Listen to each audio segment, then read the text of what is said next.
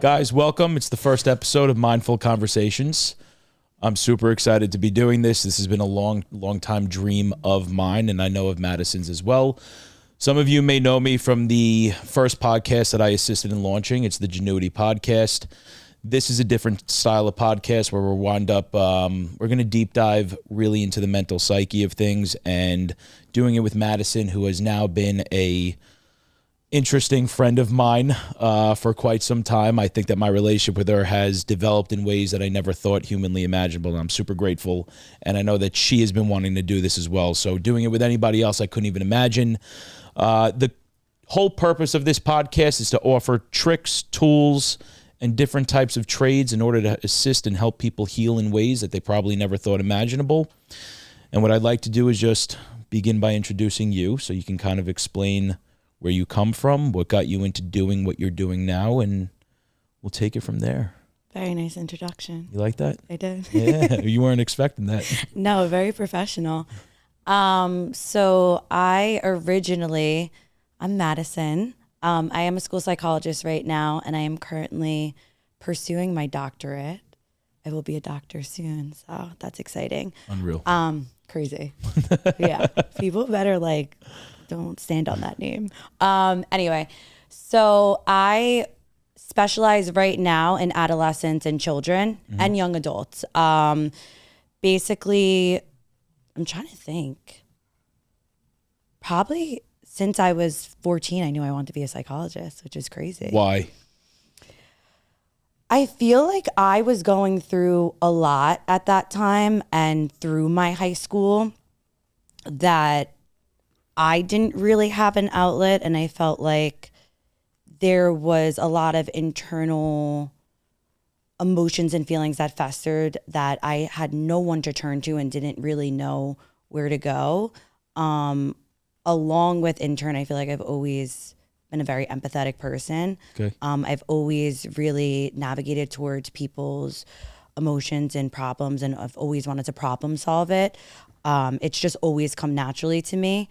So with a mix of me dealing with it personally, along with just, feeling as though I was helping others, it really intrigued me in the field. But side note, because I don't think a lot of people know this. I don't even know if I told you this. I was originally going to do forensic psychology. You did not tell me that. I wanted to be in the prisons, literally do psychoanalysis and psychological assessments for criminals. But why deter from that then? Because not that I'm speaking poorly about what you're doing now. However, there's very different, polarity between the two of them. There's a reason.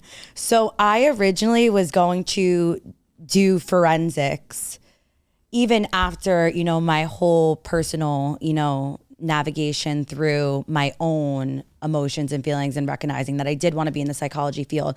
Knew that from my own personal experiencing and helping others. However, I watched a lot of Law and Order in high school, and it really turns me on to forensic psych. And my uncle was a very well-known detective, and he was in the NYPD, and I always grew up with him talking about it.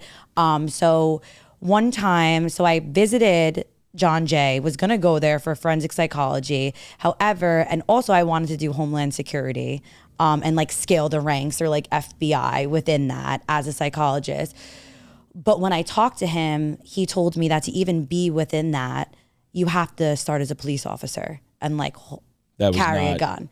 And I was like, I am not doing that. That's not something that I'm doing. Even to work in the prison as a forensic? So at that point, I was very stuck and fixated on Homeland Security and FBI. Okay. But yeah, so then it completely detoured me, and I was like, I don't really want to do all of that.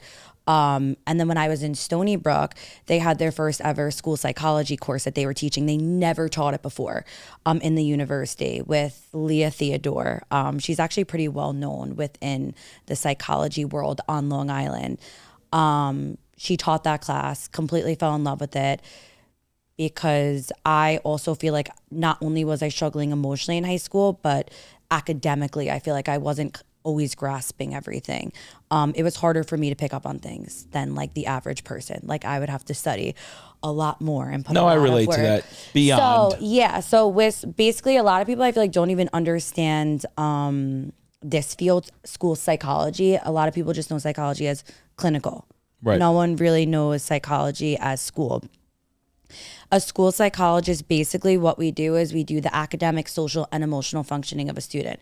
So like I'm doing IQ testing, I'm doing cognitive assessments to see where these kids fall, if they have an intellectual disability, a learning disability, and trying to implement support with that if it's founded that What they ages? do. K to 12. So I do early intervention services. So that's from the age of 1.5 to 4 years old. So that's when a pediatrician, a parent notices that their child's having developmental delays. So it could be like talking, walking, anything that you find that your child should be doing at that age that they're not.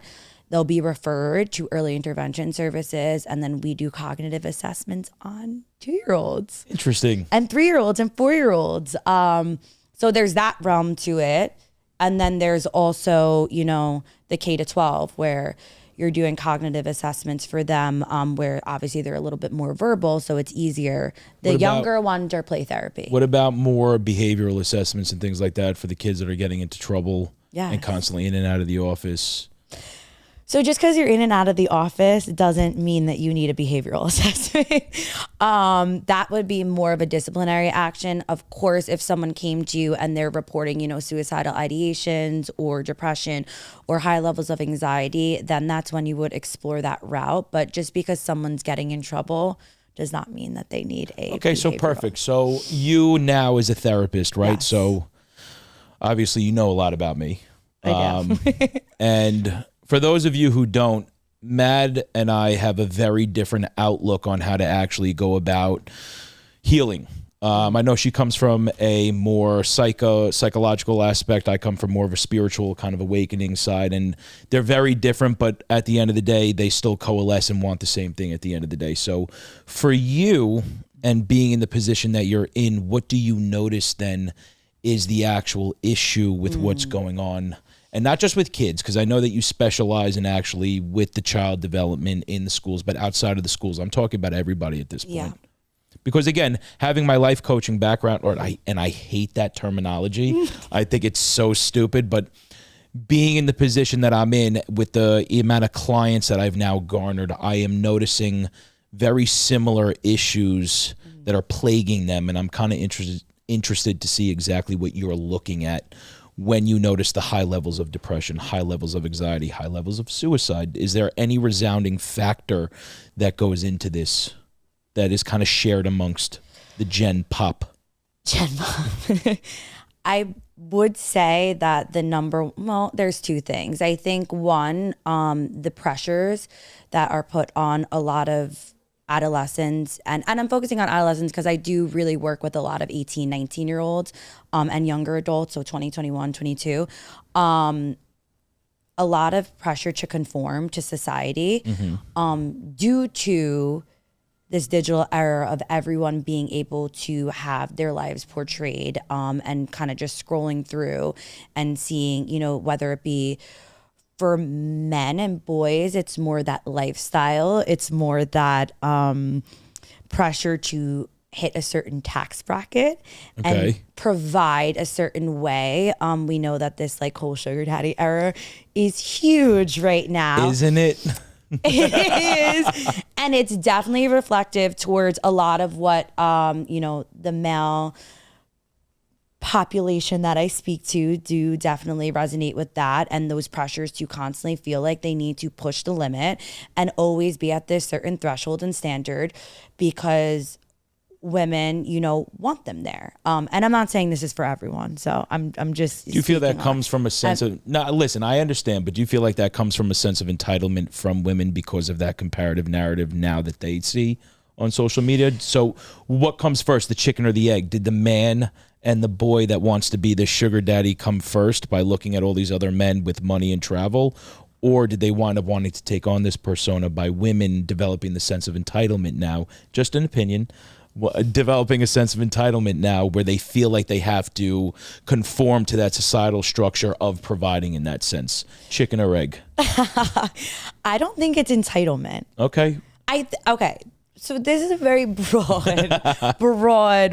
term because it really specifies and it's very specific to the person. Okay. You know, you have some women and some males who are very entitled, but then you also have some women and some men who are not.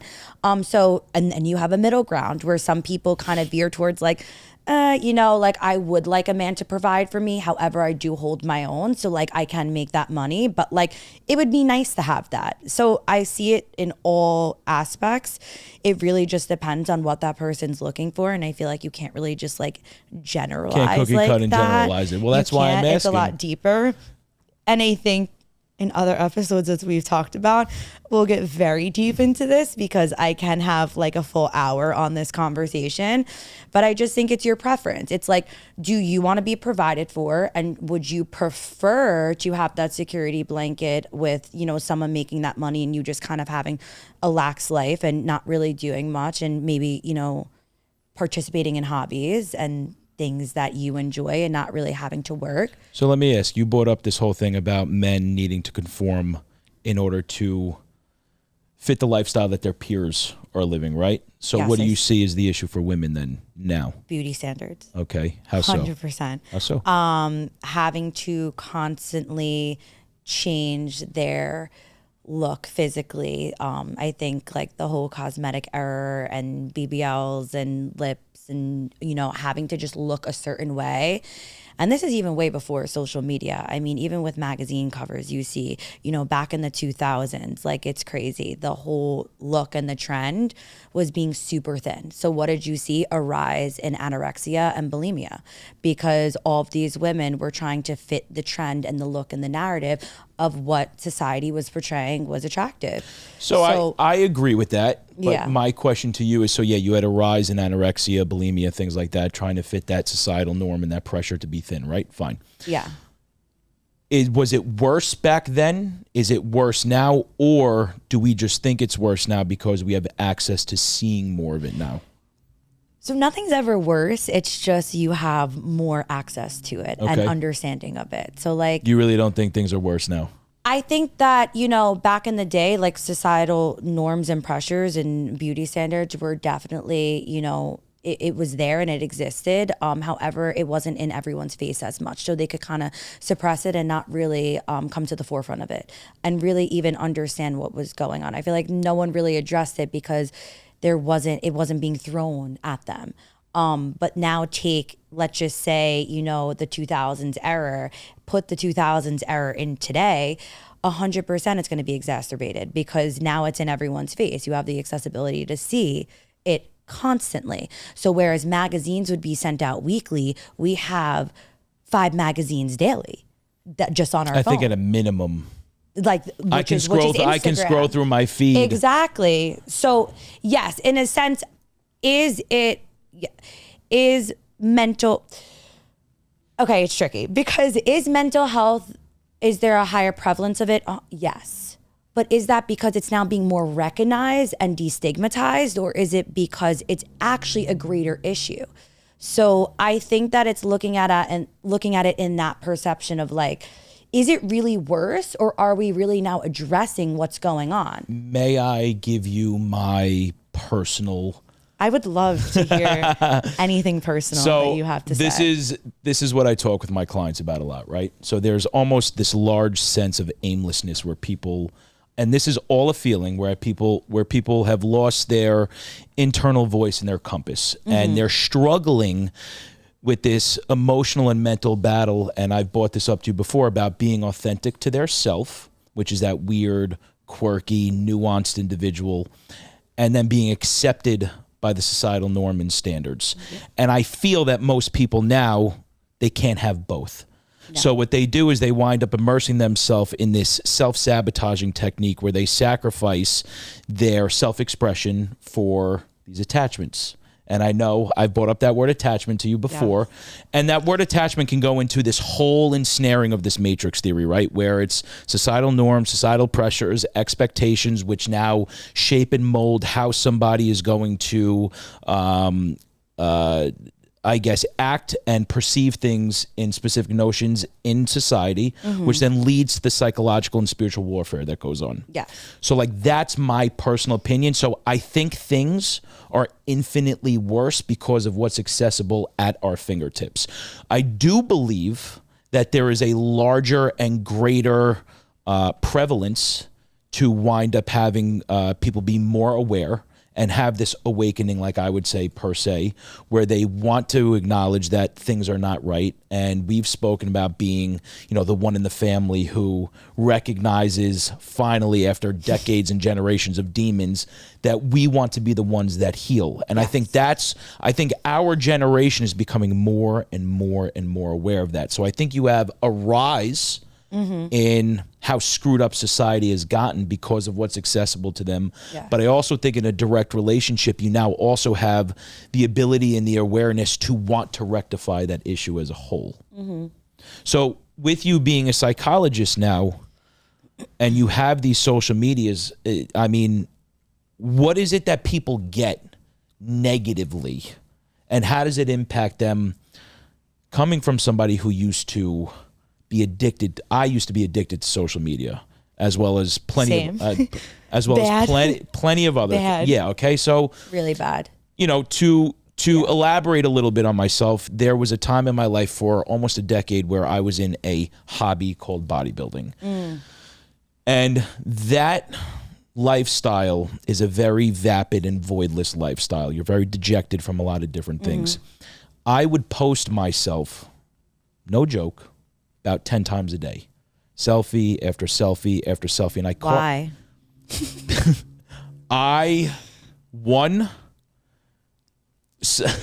So the real reason why, or why was I doing it on social media? Which one do you want? Why would you excessively post?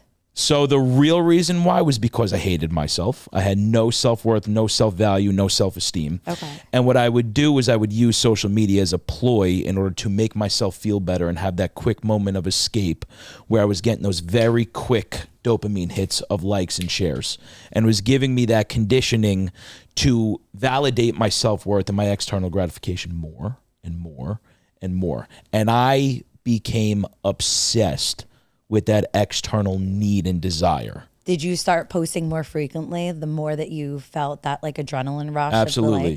Absolutely. So there wasn't, and then what I would do, full transparency, was at my peak of being addicted to social media, I would start to look at the times. Best times to post. That's a good one. Okay, best times to post, best times to do this. And then if I didn't get the expectation that I put on myself of what I wanted from whether it was a post or a video or comments or likes or reshares, now I was disappointed in that. Right. So now my high went to a really deep low very quickly. So that dopamine hit that I got from being satisfied and gratified now turned into a severe wave of depression. And I see that happening a lot with people. And like, my question to you is, with you being in this field then, and you're dealing with teenagers, which I think have it worse than anybody right now. Bad. Yeah, I think they have it worse than any adult. Is that the norm of what you're seeing with your I don't want to use the word patients, students? It's clients. Clients, students. Is that the norm of what you're seeing? Is most of their issues the attachment to social media, or the external validity, or the external gratification? Yes. I think it's a mixture of a lot of different things. Like for girls especially, and what I was going to get into is, it's very toxic and scary that I have girls who are coming into my office who are, 16, 15, and they're showing me videos of these girls who are the same age as them who look 25 years old, who are wearing things that I didn't even wear at that age, and looking a way where they really, look like they're a younger woman. not a teenager.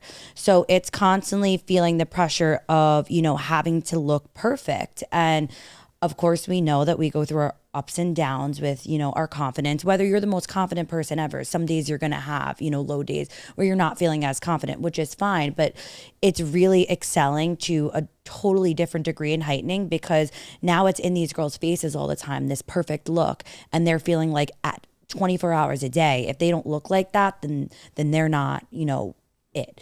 And I feel like a lot of the times people get into these negative reinforcers, which is you were basically talking about with you posting constantly for that instant gratification.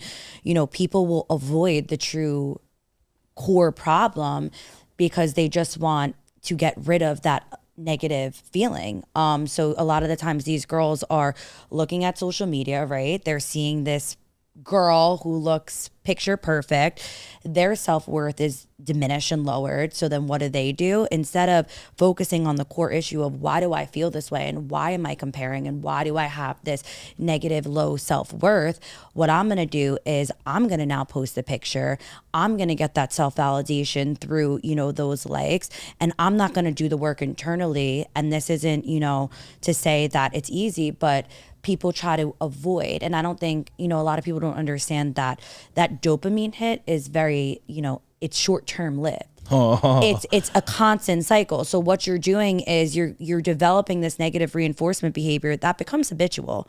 Because obviously we know the more that you engage in something, the stronger and the faster and the more efficient it's going to become. I mean, you could look at that even with strength training, with not even just going to the grocery store in an area that you've never been in. The first couple of times you need to use your GPS.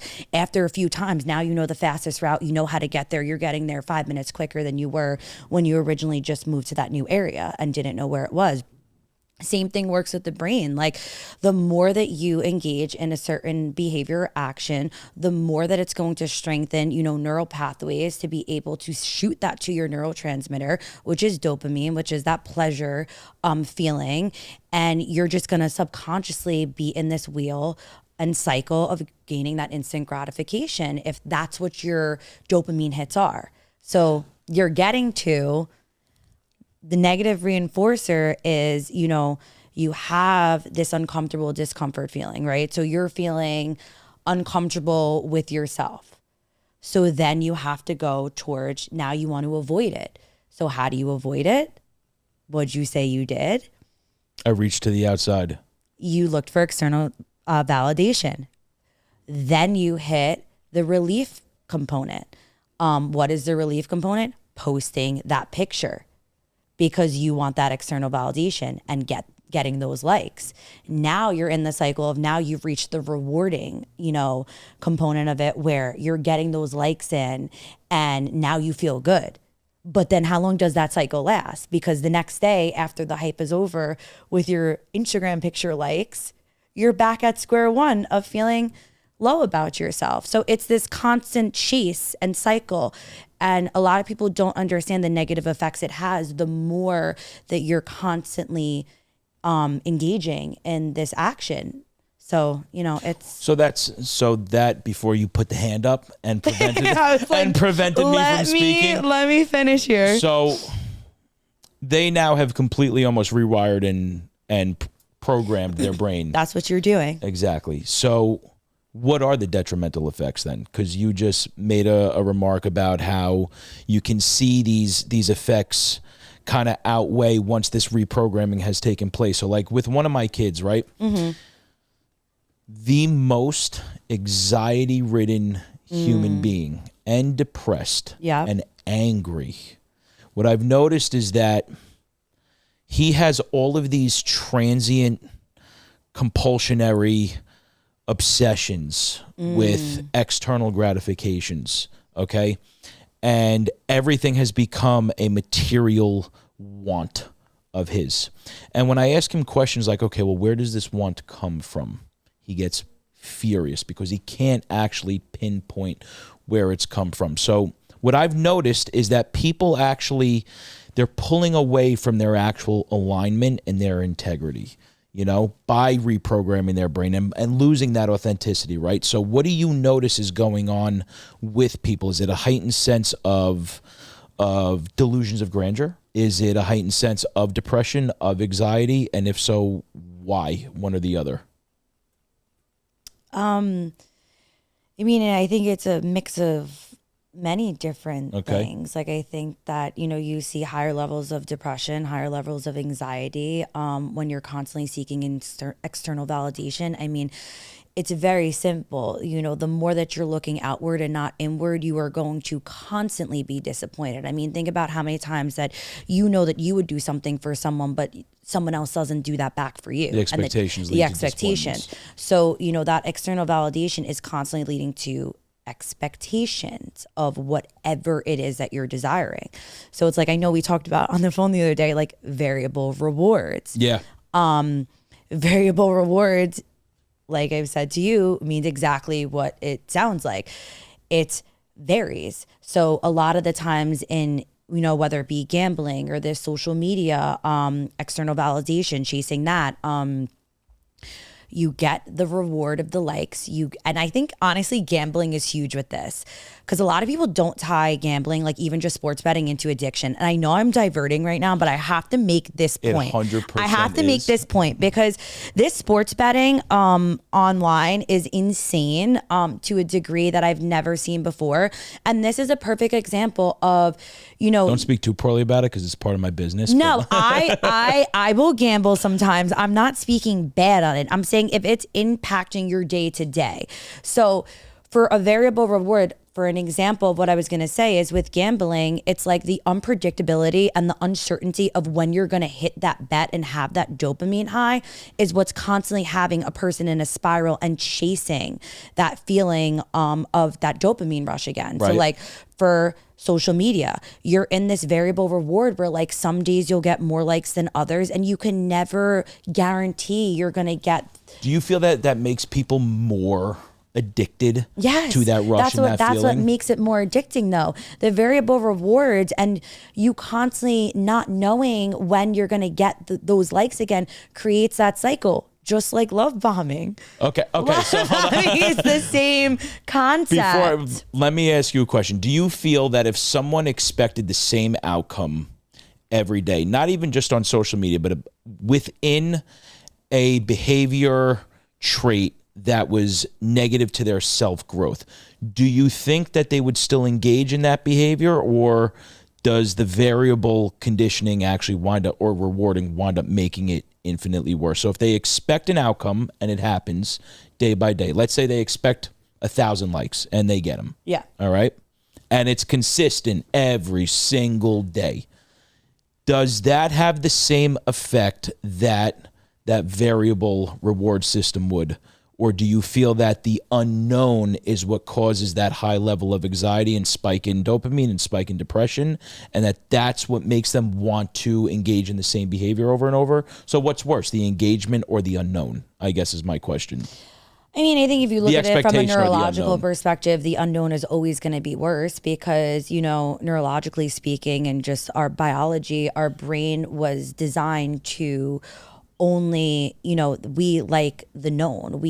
Our brain is designated to understand what we know for safety precautions, right? Like, so it's a survival mechanism. That taps our brain very deeply into like having a healthy nervous system, which we will get into eventually. Yeah, like that is all about nervous system, and it's always going to be the unknown, So it's like our brain is wired to only feel comfortable in what we know. So whether you are engaging, and this is very interesting to me because I find a lot of people also don't understand this concept, because people will say to me like, oh, okay, so if dopamine is a pleasurable feeling, then why do I get pleasure from an action that isn't good, that's bad?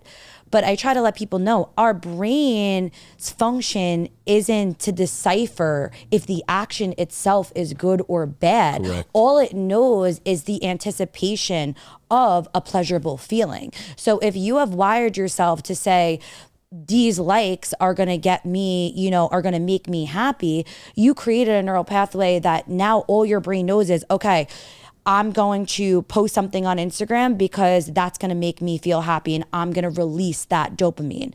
It doesn't know if it's good or bad. Like, it's just reacting to kind of how you programmed it. And I think looking at things more of like your brain as like a programming can really shift kind of like the actions that you do. Well, that goes into full circle about your love bombing comment. Because, yes, and I was going to go into love bombing. It is as someone who is very expertised in being love bombed. Okay. And a love bomber, or no? I was never a love bomber, ever. I don't think I was ever a love bomber. I was never a love bomber. No one fact checked me on that I happen to be somebody who I love. Like, I love. Right. So I would never give it to somebody and just strip it away, ever. Yeah. But I've had it done to me. Mm-hmm. Now, you were talking about the conditioning response where a unpleasurable feeling can still feel good at the same time. I was very acclimated because abuse to me, emotional abuse to me, was my place of solace and comfort for a long time. And you're known. And so that's the thing. That's what your known taps into where your nervous system feels comfortable. Yeah. So your known is that familiar hell. Yeah. You know, and my familiar hell was always being abused emotionally and mentally. So when somebody gave me love, my dopamine hit was through the roof. When it was stripped away, I still had an energetic hit to it because that sense of abuse in this weird way was also a rush for me because that's what my nervous system was so attached to. So I knew in that place of comfort of being abused or love bombed per se, that's what gravitated me towards more of this conditioned programming where I wanted more of that person's love at the end of the day.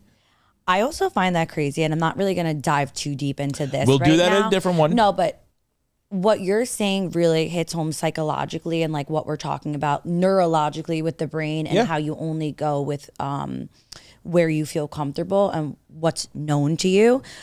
Because even you see cases where children are physically and sexually abused, they still conform and feel like that is the norm to them because, you know, if it's with someone that they feel comfortable with, to them, unfortunately, that trauma doesn't really seep in until after the fact because that's their known, that's their comfort. So there's a lot that we could. Well, there's also that side, the opposite side of the coin where they will willingly take the abuse at the same time because that's what they actually are comfortable. That's what their nervous system says. Okay, you're programmed and conditioned to accept this. This is where your worth and value lies. Now, if you're not being abused, something feels wrong. Yes. So like there's two sides to that coin, which are very dangerous. It runs so deep. Yeah. And people don't realize like how deep it runs. And it's very neurologically based along with other things as components as well. But it's really, really interesting to see, you know, how the brain works and is really wired and how you could really go back and see, you know, thousands of years ago, even, you know, the fight and flight or like survival mode for people, you know, how it kind of is instilled today, but just in a different context. If that makes sense. Of course. And the thing is as somebody, and again, you know very deeply about my past, which I'm sure at some point in whatever episode we'll tap into deeper. My whole life, I was very acclimated to being in that quote unquote high beta state, that fight or flight state, right? Do you see that the same well, I don't want to use the word chemical response, but the same neurological response is done by, let's just go back to these relationships or social media. Do they get the same are they in the same fight or flight mode per se when they're not getting the gratification that they had anticipated? So is their brain in that fight or flight mode when it comes to social media and relationships as well, or is it kind of like a different mechanism? No, it is. It's the amygdala like activation. So like you definitely can still see that fight or flight in terms of, you know, any of the concepts that we're speaking on now. Is that where it is? Amygdala? Amygdala. Yeah. Okay. But, you know, I just feel like at the end of the day, it just goes back to there's so many different avenues that you could touch on that have the same process of what we're speaking on. Right. The avoiding something to gain some sort of pleasure, whether it be relationships, societal normalcy, social media, whatever the case may be. It's all the same cycle. It's just different contexts for each. So if somebody comes to you and they want to try and reestablish some level of normality, okay, right? Right. And they notice that something is not ticking properly with their thought process. And let's just, again, since we're on the topic of this operant conditioning, and because it's so heavily done with social media, with relationships and things like that, and I feel, and I don't, correct me if I'm wrong. You have B.F. Skinner, yes. You have these, I feel that those are the two main things that people are coping with horribly now, is that social media, and then social media with the whole relationship. So but we didn't even really get into love bombing though. Okay. So before I ask you for, we didn't even touch love bombing or even emotional dependency, which is huge. So, and this is not even this is just in general. This doesn't even have to be our error. Consistently. Deep dive. Emotional dependency is huge, where people are constantly reinforcing, these.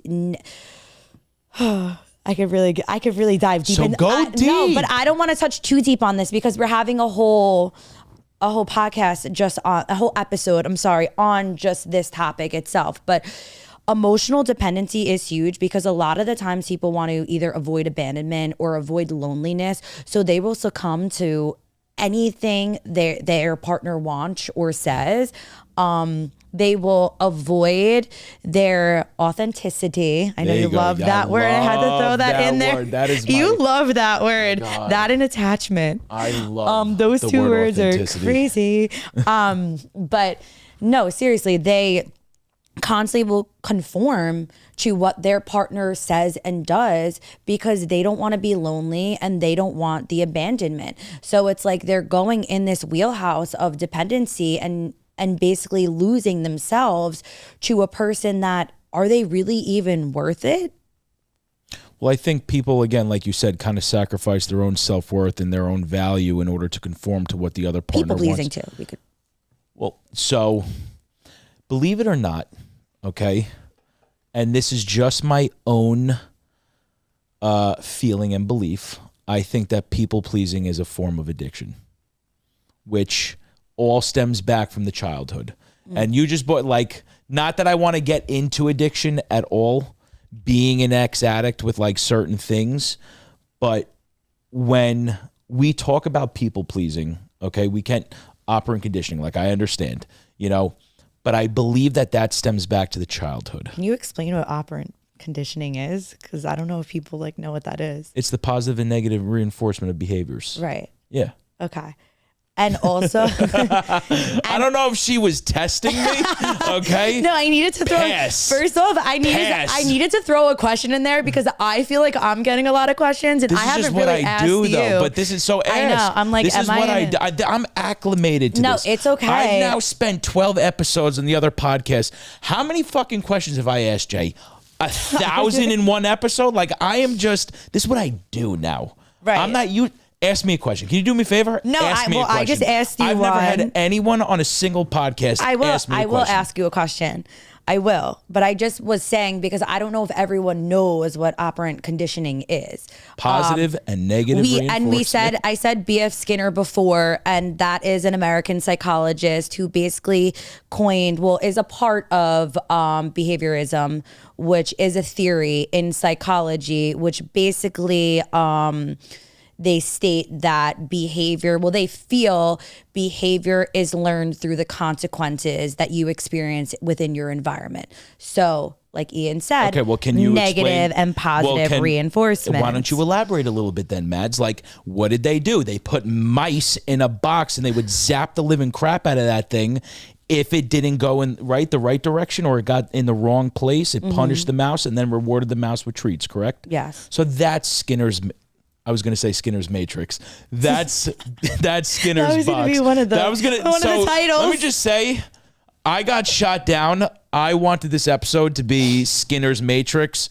It's not. Madison said no, and I said fine because I never get what I want.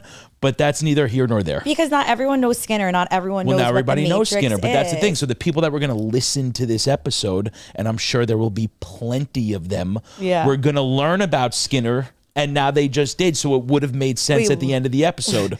What do people say when after the episode they're like, subscribe? We're not doing that. Subscribe, share. Yeah, no, not happening.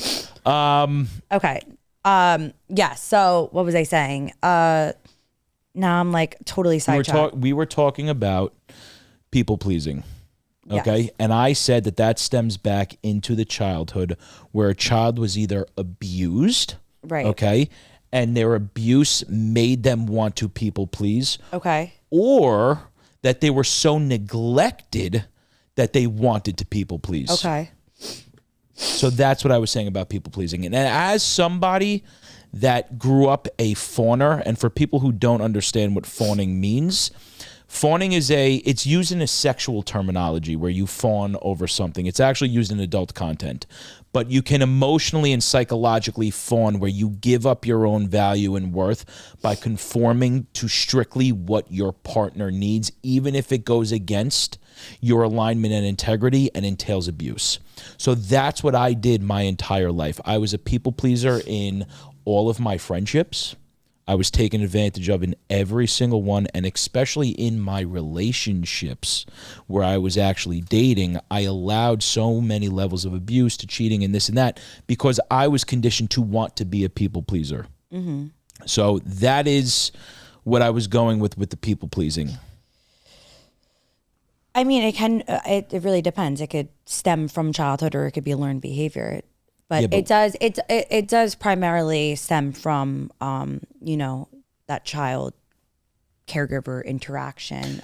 Or it could be a learned behavior through your environmental, experiences, depending on what that is. Again, it's not that black and white, so it's okay. But let let me ask you one question, right? So let's say you have me as an adult, okay, and somebody who is 5. Right. Who has a higher chance of becoming conditioned to be a people pleaser? Is there a black and white answer to that? If they're both baseline? Baseline, yes. A child? Okay. But so you're answering my question. You're saying... Yes, because obviously we know that children, and it is so imperative, and this is something else we're going to touch on, but not as deep today. But the only reason why I asked that is because you said learned behavior and stuff. And it is so imperative that between the ages of, 1 or from birth to 18, and honestly, I will go as far to say 25, because that is really when the brain fully develops. Those crucial periods, especially in an adolescent's brain, it's like a sponge. So anything any trauma or any experience, and it doesn't even need to be trauma, positive or negative experiences that they have through their lifestyle, is going to mold them. And that's why a lot of the times we do childhood, we go back to childhood traumas and things, that happened in the past, because what happened when you were younger that you created this learned behavior that it developed. We kind of go all the way back, and you see that a lot of the times there's things that developed throughout these years, these very crucial years, that affected them greatly in adulthood, and they really had to unravel everything, layers upon layers upon layers of different, so definitely a child is more susceptible. Do you feel that most of the people that are battling with their demons now and these struggles and these hardships, do you think a lot of that stems back to their childhood, or are you noticing in your line of work that it is, like you said, okay, more of a learned behavior by comparison because of their peers in their older age?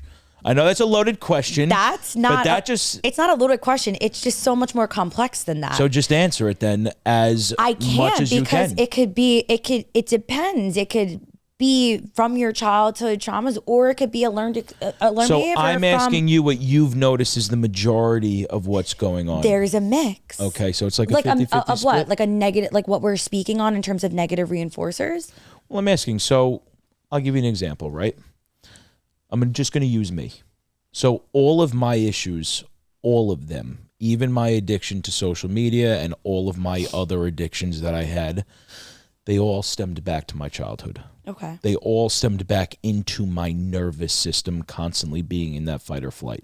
So when I'm asking this question, I'm asking, when I'm dealing with my clients per se, and I talk to them about where they're at in life currently, and they range from 17 to 55. Wow. Okay? How many do you have? 13. Another question. Thank you. Second question. Everything taps back into their childhood. Every single issue somehow, some way has an entanglement back into when they were younger. Okay. And listen, I mean, there's always going to be. So again, I'm no psychologist. No. So I'm just asking. No, I'm kidding. I am just asking, in your line of work, and I get that it's a broad question. Do you notice that people are struggling with being in alignment with their authentic self and that innocent child, and that they've masked it over the years, which is what has now stirred up all of these other issues from conforming to societal standards and norms and expectations? Or do you notice that maybe there's an equivalent and an equal categorical mass where you now have just people existing in their later years, and because of the influx of social media and everything else that came with it, that's where the issues are arising from? That's all I wanted to know. Again, I know it is a question that is broad. I'm giving you my own 2 cents, where my clients, it's always back into their childhood. I think that every person is imperfect and people are always going to make mistakes, and there's always trials and tribulations through everyone's life. And, unfortunately, that just comes with parenthood, and you're not always going to make the best decision as a parent, especially if it's your first child, because you don't know how to navigate through it. So there will always be some sort of, I guess you could say, trauma or adverse situation that a child may possibly go through. And I definitely believe that that's there, and it is there most of the time. However, I will probe this question to you because I'm just curious what you think about it.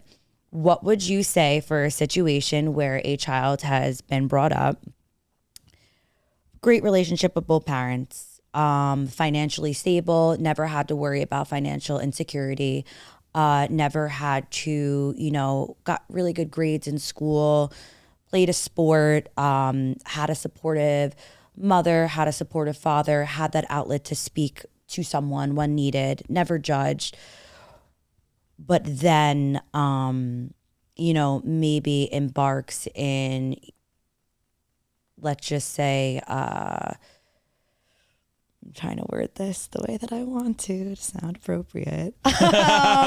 Let's just say, engages in Extracurricular activities, toxic behaviors. Okay. Okay, but so that's like a very subjective. Engages in, maybe illegal activities, or maybe, constantly is bashing people or being, that negative light. So what are you asking me? I'm asking what you. What would I say to this child? Or I'm asking you, is that then coined as a childhood trauma, or is that then coined as a person who has learned a behavior? It's a very good question. But do you feel that if somebody doesn't... I'll give you an example. There was a kid that I went to high school with. Okay. Who had that exact life. All right. Present parents, financially stable. He just wanted to experience what the opposite side of that coin felt like. Some people are naturally just... what's the word that I'm looking for? Inquisitive. Some people want to test the waters. So you answered your own question. Is it always childhood? It's not always childhood, but that's what I said. I said my experience is that it's always childhood. That's why I was asking yours, because we have two very different realm of clients, two very different polar opposite and polarizing people that we're dealing with. But now maybe you can have a different outlook. Absolutely. I also find that I've worked with people who have the most adverse maladaptive situations and low socioeconomic neighborhood they grew up in. Parents were working 2, 3, 4 jobs, never really present, had to kind of. But that all comes down to neglect wounds and things like that. No, like, no, I get no. that. That's not where I was going. Yeah. I was saying I've had kids who have actually had fantastic mindsets and resiliency towards that, and actually have come up on the top, graduating top of their class. Really genuine, empathetic people who, maybe they've had their struggles, but they recognize it, and they almost, and their families were present, just not physically always there. So like when they ever needed something emotionally, they were there. However, financially there was an insecurity, and physically they weren't always there because they were working. And I've seen many of those people thrive. And parents weren't really there, gave as much as they could. But I just think it comes down to like a mix of both. Like, parents, are they attuned with their children? Are they able to really discuss with their children openly their emotions and, have that dialect back and forth where they're mirroring their child, not just, throwing their thoughts and feelings out the window, but actually sitting and listening to them?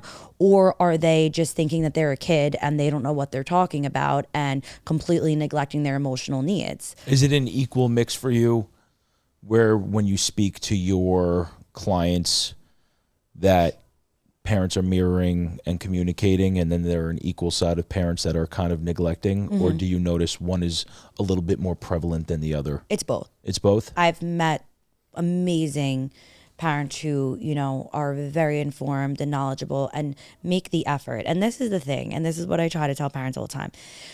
No one is saying you're going to become a parent and know what you're doing. You're not. However, if you recognize and sit with your kid and understand that maybe there are problems that you need to, address or become more competent and knowledgeable in, as a parent, it is your job, and I say this very firmly because this is the main thing I see, it is your job as a parent to become as knowledgeable in an area where your child has a deficit. Do not sit there and degrade them, or, completely throw the situation out the window and act like you know better because that's your child. I see a lot of the times parents just don't know sometimes how to navigate through a child's struggles, whether that be behavioral problems or academically challenged kids. And if you're not putting in the work to understand your kid, and you're not, maybe taking classes or their workshops or calling a psychologist, or, actually trying. Can I play devil's advocate for a second? You can. Thank you. So you spoke to the parents. I want to speak to the kids now. So what I would like to know is, what if the parents are just doing the best that they know how to do, given the tools that they were given in the way that they grew up? So, for example, you're saying it's the parent's job to learn as much as they can about the child's deficit, right? Mm-hmm. If you have a father, okay, who grew up in a very neglectful home and he doesn't know how to do these things, and now he has a child, so his learned behavior, his conditioned and programmed behavior is to not be aware. It's to not be able to be there for that child emotionally the way that that child would need. How can you then hold that parent accountable for not knowing what to do is best for them? And the only reason why I ask this is because one of the main things that I use to heal in my own journey, when I was suffering with having a really tumultuous relationship with my father, he did the best that he could do. Yeah. And I think all parents, unless they are malicious, evil, careless individuals, and this is, you spoke to the parents, this is me speaking to the people that have that animosity towards their parents. We are in a much different generation. We talk about mental health. We want to heal. We want to break that cycle and that chain. Our parents that are 65 and up, this was not a prominent conversation for them. Even parents that are 40s or late 30s, and late 30s because of the addiction to social media. And you see a lot of parents that have kids that are posting their ass out on social media while their kids in the background. Like, that's just unacceptable. But that parent doesn't know any better because they grew up in a generation. I understand they do know better. I get it. No, that's not what I was going to say. First off, I'm not like shaming parents. I just want to say, No, like, I get it. I'm not coming from a place where I'm judging anyone. I definitely agree that people, do the best with the tools that they know. That's not the circumstances that I'm talking about. Right. I'm talking about, okay, you could say that they're doing as best as they can with the tools that they have, but to what degree are you going to be destructive to another person's life and use that as a scapegoat?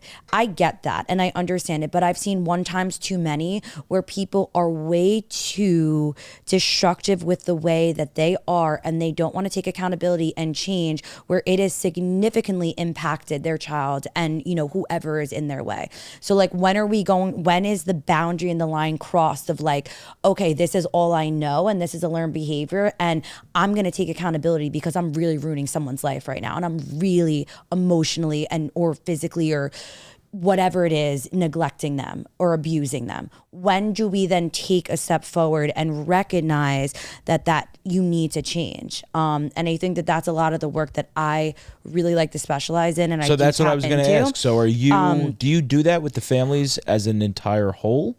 I always talk to parents and I'm very transparent. And, I love, at the end of the day, this is my motto because I feel like I might have kind of been viewed, like I might have kind of been speaking off of a negative light. I always see the good in everyone. And I think that even the person who has done the worst action is capable of, the most good. I agree with that entirely. And I will never give up on anyone and I will never, sit there and be like, oh, they can't change. However, I'm huge on accountability and I'm huge on recognizing where you fall short. And there comes a fine line between saying that that's all to you could really destroy someone's life with your actions and you got to step up and really recognize what you're doing, because that could be an excuse, but it's ridiculous. I'm sorry. I'm sorry. And I'm only saying that because... Would you sit there and tell the parents it's ridiculous, or would you use a different terminology? I wouldn't say it's ridiculous. And I feel like that was like... it's ridiculous. It's ridiculous. No, I wouldn't say it in that way. However, I do take this very seriously, and it really hurts me to see people moving and in a certain way that is really affecting their child or their spouse. It's not okay to just not have accountability because that's how you grew up. And no, it's not ridiculous. It's just, we need to figure it out. We need to, and it's a no judgment free zone here. And I'm very transparent with anyone I talk to. At the end of the day, I think it's about allowing for people to recognize where they fall short and saying it's okay. We've all been there. I've been there 100 times where I've fallen short. It's life, but we need to get to a place where we're not making the excuses and we're taking the accountability. So I know when we spoke about doing this podcast, one of the things that we were really going to do to differentiate ourselves was to actually offer real tools. Yes. Okay. Real tools. Real tools. Our own experiences. Mm-hmm. Again, what I've done is not going to resonate with a lot of people, and maybe some of the psychological standards that most people do in practice won't resonate with a lot of the audience either. So they get to pick and choose. Yes. So if you were to offer, with the episode winding down, one simple tool to anybody. So they've now watched this episode, right? And we've went over the conditioning responses and how your brain is basically a supercomputer and you wire it and all these dopamine hits. What is one thing that you can offer one person who's listening that they can start doing almost immediately to kind of reflect and possibly change some conditioned behavior? So I'm very big on patterns. I really lead a lot with patterns and identify a lot of different traumas and triggers through that. So I always tell people, see and identify your triggers of when and how frequently you're feeling this. So, write down like a little blurb, like at 9 a.m., low self-worth. That's it. keep track of the amount of times that you're feeling this way and have that urge to engage in those reinforcing behaviors, whether it be social media, whether it be people pleasing, to just, avoid that criticism. Whatever the case is, I would always focus on identifying the trigger first, just writing it down. But I think that even if that's more complex for people and just that's a lot, I always say detaching from but practicing I'm saying detaching from social media. So whether it be taking 30 minutes, removing 30 minutes from the time that you normally will be on social media. They say, which this is a crazy statistic, 62% of people lessen their anxiety and depression by just limiting 30 minutes a day of their screen time. I don't even doubt it. 62%. I don't even doubt it. So this is what I say to people. If social media is your trigger, instead of being on social media for an hour, replace it with either a hobby. Replace it with something new that you could get that dopamine hit from. So what could that be? Maybe doing something, that is a little bit more difficult and challenging for you, and, being able to accomplish that has a dopamine hit. Maybe it's venting and talking to your friends and having a genuine connection with them for an hour. That's going to have a dopamine hit because you're connecting with someone. Are you having a dopamine hit right now? I am. I have this whole entire time. I think that learning to embark in other avenues that will also create different neural pathways for dopamine rush, as opposed to just automatically going to that negative reinforcer, is huge. Also changing your coping skills. I know I'm running through a list of things right now. I said one Exercise. thing. Exercise is huge. One thing and I got bam, I can't. I'm bam, sorry. Bam. Exercise too is huge. Not even just exercise. I'm not saying you have to go out for an hour and go do CrossFit. Like, you could just go for a walk. Nature. In the morning, I'm not going to be that person to be like, meditate, but why meditate? Why? I'm not saying be that person to say that, but I'm saying a lot of people always just hear like meditate and journal. So I'm trying to give people other things besides like the main ones that they're constantly hearing. I love to meditate. It's also not for everyone meditating. I'm just going to point. I also think people have a preconceived notion that meditating is clearing your mind and not it's thinking not. about anything. It's has actually nothing to do with sitting that. with it's it. sitting with the suffering. It's sitting and with being able to every be calm thought and present. that goes into your mind. It's just being present. Listen, to like branch off what she just said, anyone who's listening to this that thinks meditating, you're sitting there with your hands on your on your legs and you're humming and you're it has you can because sounds have different frequencies, which we'll get into in a later episode. Yeah. But it's about being present, and you learn so much about yourself. You can do different type of scans with your body. It's about just being present. That's all meditation is. I love meditation, and I'm not saying not to do it, but I'm saying I think we need to get more into like what it is and how to do it. So that's why I'm not going to give that as just, a tool for right now, because we have not dived deep into that. Well, she's also just offered 30 different tools after I requested one, but that's neither here nor there was there. one Go more. ahead, add another one, Matt, please. There was one more I wanted to say, and now I'm forgetting, and it's really going to bother me, and I'm going to think of it the second we get Good, off. I want you to be quiet for a second. So okay, fine. Here's... I'm done. So the one thing that I think helped me immensely was, I think most people have a very subjective and kind of just that autopilot response to everything in life throughout their day. So most of their behaviors are conditioned to autopilot behaviors. Yeah. I think and correct me if I'm wrong, because I might be wrong, but 90% of what you do throughout a day is your subconscious just going about its natural behaviors. Yeah, and that's how habits are formed. Right. Yeah, you're just subconsciously, going through the motions. Yeah. So to branch off what Mads said is develop a certain level of curiosity with yourself.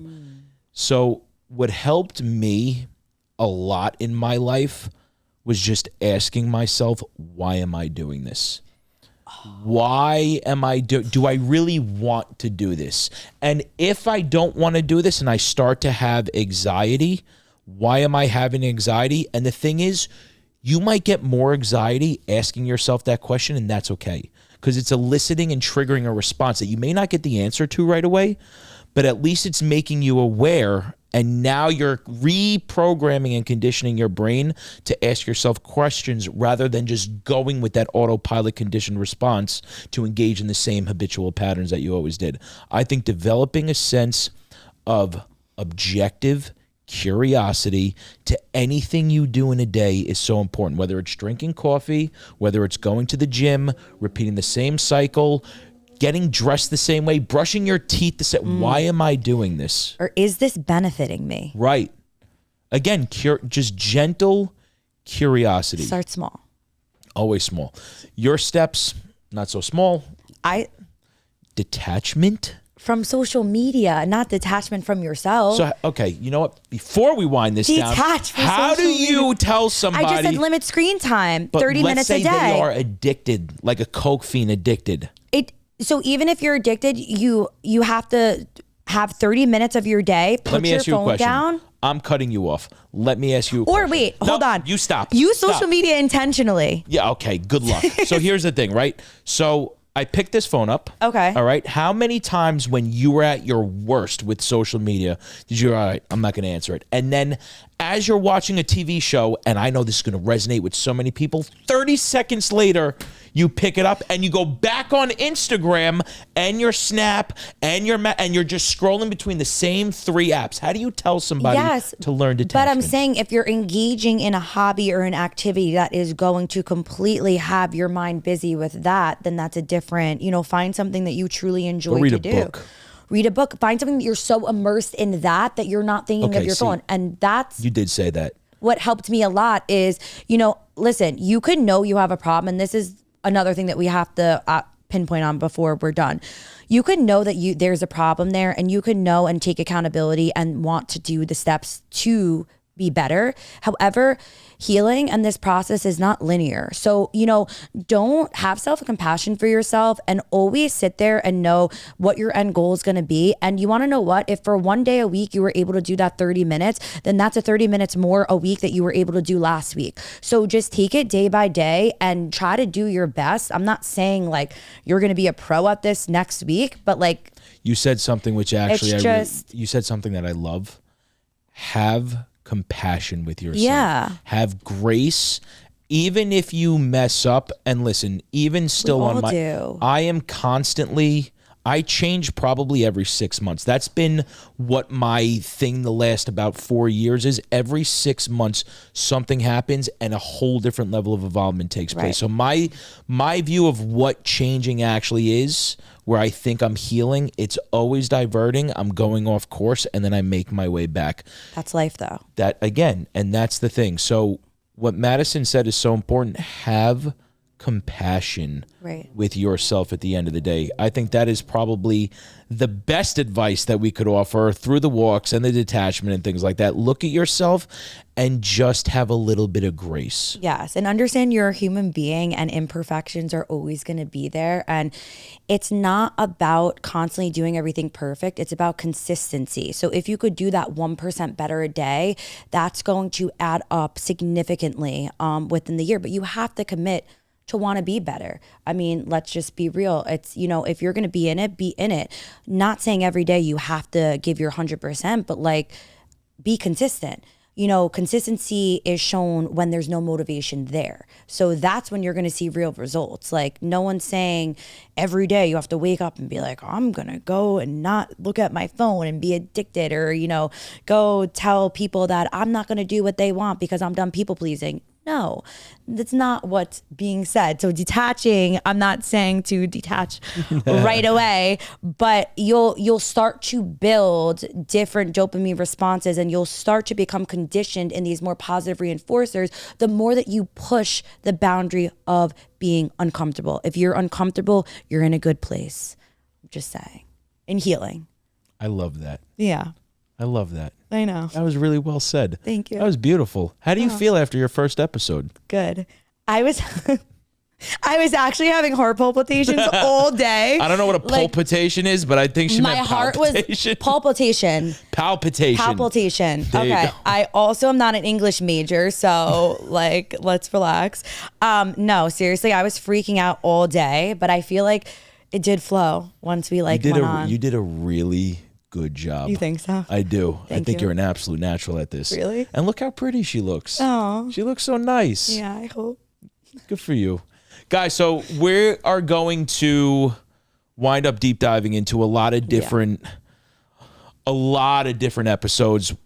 The whole purpose of the first episode was to cover a general basis as to where that baseline is, I think, of what we actually see is plaguing a lot of the, I guess, the general population and things like that. We were all over the place. We're all over the place. And again, like, we had conversations about how we wanted to do this, and I told you none of it was going to happen. Like 4 phone calls. None of it was going to happen. And we veered off course, and it's going to be every episode. So I don't know what we have planned for the next episode, and I guess we'll just... No, we do know. I don't remember. We'll wing it. Good. So, guys, I really appreciate you listening. Do you have anything to leave them off with? I knew you were going to do this. No, I really am looking forward to being able to touch an audience and, have them be able to build tools and knowledge that they might not be able to attain in their everyday. I know it's really, really hard to even find a therapist right now. There's wait lists everywhere. And with that being said, me and Ina have spoken about this, where we really want to be on-screen therapists for people who need tools and are just trying to tap in and really understand, their behaviors, their life, and hopefully be a guiding force to have people, commit to change and really take on the whole mental health crisis that's going on right now.